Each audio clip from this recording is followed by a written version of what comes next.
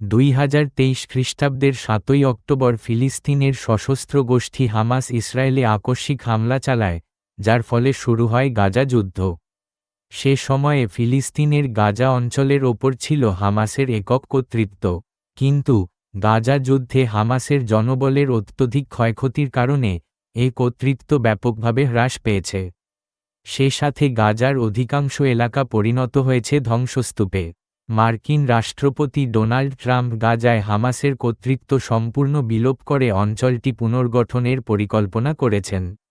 তার এ পরিকল্পনার ফলে জন্ম হয়েছে নতুন একটি আন্তর্জাতিক সংস্থার, যার নাম বোর্ড অফ পিস।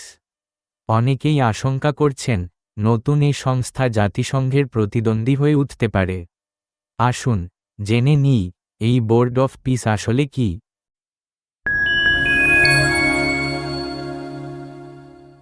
2025 খ্রিস্টাব্দের আগস্ট মাসে সাবেক ব্রিটিশ প্রধানমন্ত্রী টনি ব্লেয়ার গাজার প্রশাসনিক দায়িত্ব একটি আন্তর্জাতিক সংস্থার হাতে দেয়ার প্রস্তাব করেছিলেন। রাষ্ট্রপতি ট্রাম্প প্রস্তাবটি পছন্দ করেছিলেন এবং ইসরায়েলের প্রধানমন্ত্রী বেনিয়ামিন নেতানিয়াহুর কাছে সেটি প্রেরণ করেছিলেন। নেতানিয়াহু প্রস্তাবটিতে সম্মত হন, তখন হামাস ও শর্তসাপেক্ষে এ প্রস্তাবে সম্মতি দিয়েছিল। পরবর্তীতে 2025 খ্রিস্টাব্দের 17 নভেম্বর জাতিসংঘ নিরাপত্তা পরিষদে গৃহীত রেসোলুশন 2803 এর মাধ্যমে গাজার প্রশাসন পরিচালনার জন্য বোর্ড অফ পিস নামক একটি সংস্থা গঠনের সুপারিশ করা হয়।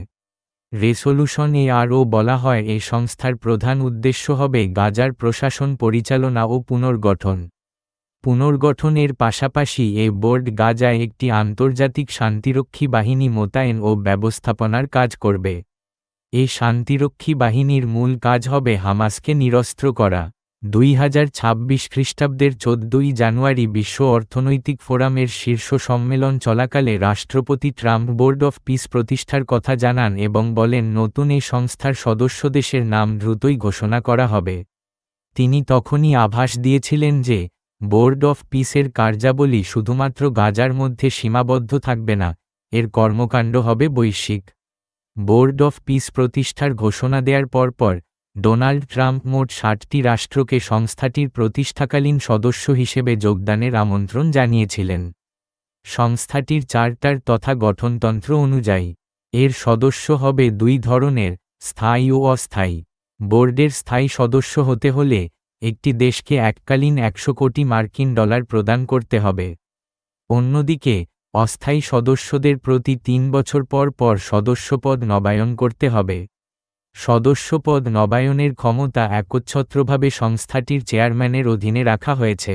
উল্লেখ্য, যুক্তরাষ্ট্রের পুরনো ঘনিষ্ঠ মিত্রদেশগুলোর অধিকাংশই ট্রাম্পের আমন্ত্রণ পাওয়া সত্ত্বেও বোর্ড অফ পিসে যোগ দিতে অস্বীকৃতি জানিয়েছে। এর মধ্যে রয়েছে ব্রিটেন, ফ্রান্স, জার্মানি ও জাপানের মতো দেশ। আমন্ত্রিত দেশের মধ্যে কানাডা থাকলেও পরে বোর্ডের পক্ষ থেকে আমন্ত্রণ বাতিল করা হয়। বিশ্ব রাজনীতিতে মার্কিন যুক্তরাষ্ট্রের প্রধান দুই প্রতিপক্ষ রাশিয়া ও চীনকে বোর্ড অফ পিসের সদস্য হবার জন্য আমন্ত্রণ জানানো হয়েছে। এর মধ্যে রাশিয়া জানিয়েছে, তাদের ওপরে যে সকল মার্কিন নিষেধাজ্ঞা আছে তার সবগুলো তুলে নিলে তারা এ সংস্থায় যোগদানের কথা বিবেচনা করবে। অন্যদিকে চীন সরাসরি এ সংস্থায় যোগদানের আমন্ত্রণ প্রত্যাখ্যান করেছে। তারা বলেছে, বিশ্বশান্তি রক্ষায় তারা জাতিসংঘকেই যথেষ্ট মনে করে। এর অনুরূপ আরেকটি সংস্থার কোনো প্রয়োজনীয়তা তারা দেখে না। মধ্যপ্রাচ্যের দেশগুলোর মধ্যে যেগুলো বোর্ড অফ পিসের সদস্য হয়েছে সেগুলোর মধ্যে উল্লেখযোগ্য হল ইসরায়েল, সৌদি আরব, তুরস্ক, কাতার ইত্যাদি। এছাড়াও উত্তর আফ্রিকার প্রভাবশালী আরব দেশ মিশর ও এর সদস্যপদ গ্রহণ করেছে। দক্ষিণ এশিয়ার দুই আঞ্চলিক প্রতিদ্বন্দ্বী ভারত ও পাকিস্তান উভয়ই এ সংস্থার সদস্য হবার জন্য আমন্ত্রিত হয়েছে। এর মধ্যে পাকিস্তান আমন্ত্রণ গ্রহণ করেছে এবং ভারত এখনও পর্যন্ত বিষয়টি বিবেচনায় রেখেছে। বোর্ড অফ পিসকে বলা যেতে পারে রাষ্ট্রপতি ট্রাম্পের নতুন বিশ্বব্যবস্থা গড়ে তোলার প্রচেষ্টার একটি অংশ। ট্রাম্প গাজার প্রশাসন ও পুনর্গঠনকে উপলক্ষ করে এ সংস্থাটি সৃষ্টি করেছেন আন্তর্জাতিক রীতিনীতি নিয়ন্ত্রণ করার জন্য। বোর্ড অফ পিসের চার্টারের দিকে লক্ষ্য করলে বিষয়টি সম্পর্কে নিশ্চিত হওয়া যায়। বোর্ডের চার্টারে বলা হয়েছে যে ডোনাল্ড ট্রাম্প হবেন এর আজীবন চেয়ারম্যান। অর্থাৎ তিনি যদি মার্কিন যুক্তরাষ্ট্রের রাষ্ট্রপতি বা অন্য কোনো রাষ্ট্রীয় পদে নাও থাকেন, তারপরও তিনি এ বোর্ডের চেয়ারম্যান থাকবেন। তিনি বোর্ড অফ পিস পরিচালনা করবেন একটি নির্বাহী পর্ষদের সহযোগিতায়, যার সদস্যদের তিনি নিজেই নিয়োগ দেবেন। চেয়ারম্যানের পদ শুধুমাত্র শূন্য হবে তার মৃত্যু হলে, অথবা তিনি স্বেচ্ছায় পদত্যাগ করলে, অথবা তার নিজের নিয়োগ দেয়া নির্বাহী পর্ষদের সর্বসম্মত সিদ্ধান্তে।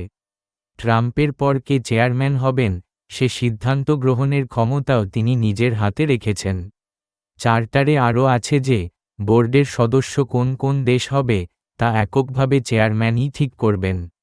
সদস্য দেশগুলোর মধ্যে বিবাদ দেখা দিলে, তা মেটানোর জন্য কী পদক্ষেপ নিতে হবে, তাও চেয়ারম্যানের বিবেচনাধীন থাকবে বলে চার্টারে উল্লেখ করা আছে।